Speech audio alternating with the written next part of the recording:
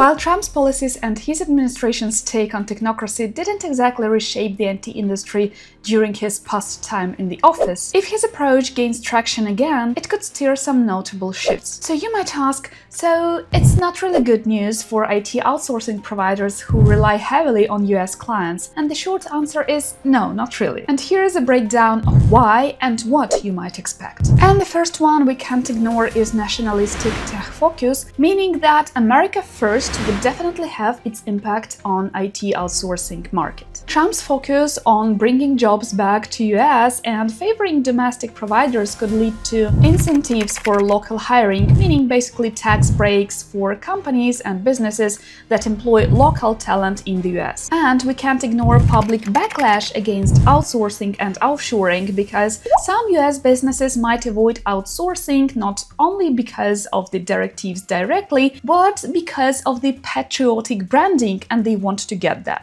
Not only this nationalistic tech focus would affect IT outsourcing businesses, but also those who work in tech hardware, because Trump's policies imply boosting local manufacturing as well to reduce dependencies on countries like China, India, and so on. And thus costs for IT products and services might rise, especially for US citizens, but this could spur innovation in automation to reduce production costs. Not that it helps us IT outsourcing providers, but it could also mean tax incentives for companies relocating tech production and tech services back to the US. So you as an IT outsourcing provider might consider registering your company in the US or moving to the US physically. So basically what that means for outsourcing providers, definitely there will be less demand for them, particularly in sectors like e-government or e-health or industries that are sensitive to public opinion. The next trend we can't ignore with Trump's focus on technocracy is AI and surveillance expansion. Technocracy leans heavily into control and data-driven decision-making, which could lead to massive investments in AI development and AI system for government infrastructure,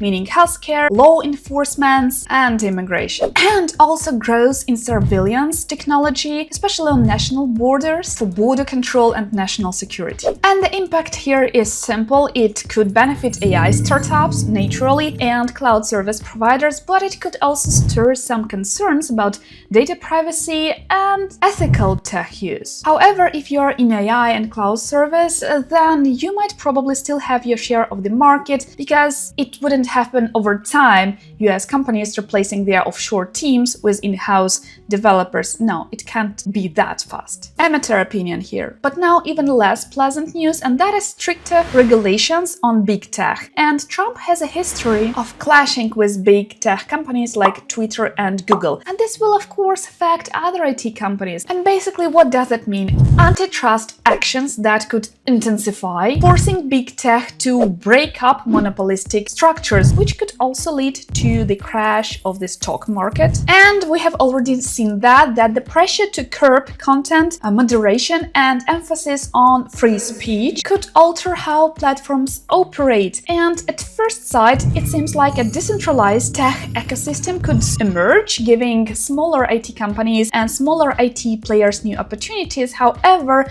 if you as an IT outsourcing provider rely on big US companies, they might experience some shatter right now, and you might suffer as a result. You will suffer me.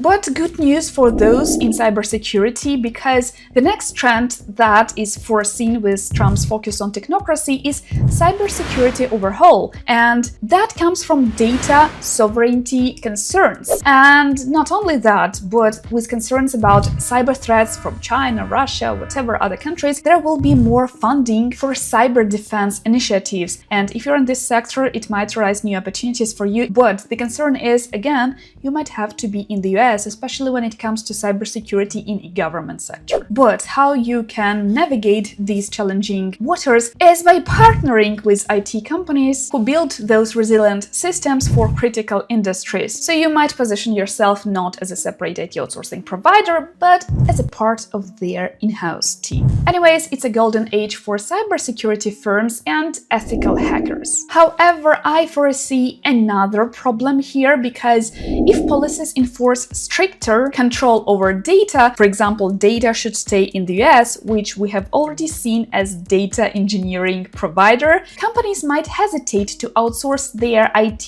services involving cloud infrastructure management and sensitive data processing. But again, it could all happen on their side, on their server, so there are still solutions to that. What you can't avoid, though, in my opinion, is that even as an outsourcing IT provider, you might need to prove your compliance with US data security laws, which could require costly certification from the US side. And these are the certificates you might want to get. Now, another painful topic for both sides actually is stricter talent and immigration policies, naturally. Technocracy often ties into controlling the flow of global talent, and you should expect changes that favor US citizens for high-skilled tech jobs, meaning fewer H-1B visas for talented engineers. And of course, focus on retaining local workforce through some US government programs, grants, whatever. And if you remember, Trump's previous immigration policies, like reducing H-1B visas, has already aimed to limit foreign workforce in the US. And if this extends to outsourcing and to IT industry specifically, US companies might face scrutiny for working with overseas partners, which includes you. And again, projects that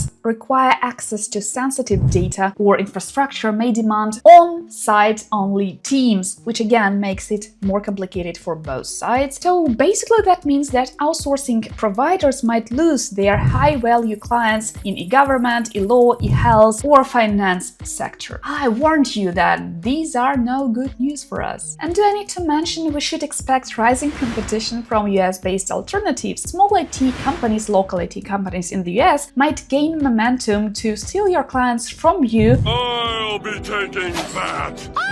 Especially with those subsidies and tax cuts and every possible governmental support. Not only that, but automation technologies like low-code platforms could replace some of the traditional outsourcing. What that means for you as an IT outsourcing provider and what can you actually do in this case is to provide some sort of deep expertise that they can't replace on their local market, or providing some faster delivery, or doing some extraordinary something that your competitors in the US market can't do. Because again, it won't happen overnight. They won't be able to replace you overnight. This is your time to prove that you are better than anything that they could find or build in the US in the next couple of years. Then again, Trump is there for 4 years only. You have to survive those years. If we started talking about opportunities amid the challenges, so let's talk about what you can do as an IT outsourcing provider to not suffer the consequences of nationalistic approach for your US clients. And the first one I've already mentioned, and that is deep expertise or specialization, and especially, of course, make a focus on high-demand niches like AI, cloud computing, or cybersecurity that again demand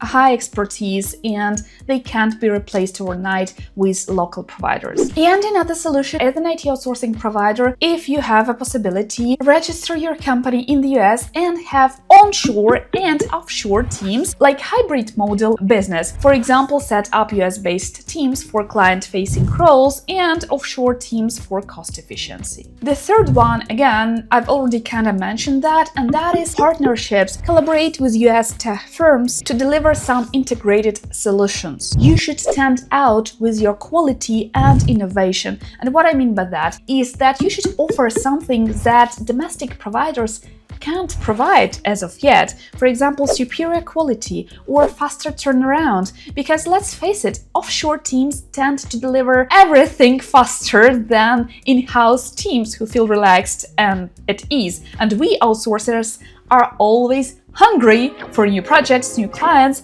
and we understand that this is one of our core strengths to deliver faster and best results. Or another way out is to specialize in certain tech stacks, which again are hard to find. So these should not be just regular tech stacks anyone can reproduce. Specialize, specialize, specialize. But everything has a bright side. Firstly, the new president is not there for life, so you just have to survive those few years. Survive! and nobody knows what happens tomorrow, right? And secondly, even under restrictive policies, cost advantages will remain one of the major advantages for you, and smaller IT companies, or not even IT companies, just smaller US clients or medium-sized companies in the US might not be able to afford themselves local IT services, and this is where you come into play. So don't underestimate this simple fact. And if you position your company as an extension of their team rather than a traditional vendor, then this might soften the impact and allow both them to look good publicly and for you, of course, to survive and retain your business. At least that's what I'm gonna do, because my team actually works in a sensitive domain with sensitive data in e-government, e-health, and e-law sector, which again are the sectors that we should fear most about, because those sectors will definitely try to bring all the workforce in-house, so less work for us. But if there are any dramatic changes, I'll let you know first, because I'll be the first to suffer. So I'll keep you posted, and you make sure to click all the buttons to stay tuned for that. And share with me your tips how you are going to stay afloat. Do you think it's gonna be as dramatic as experts predict? Share with me. I'm listening.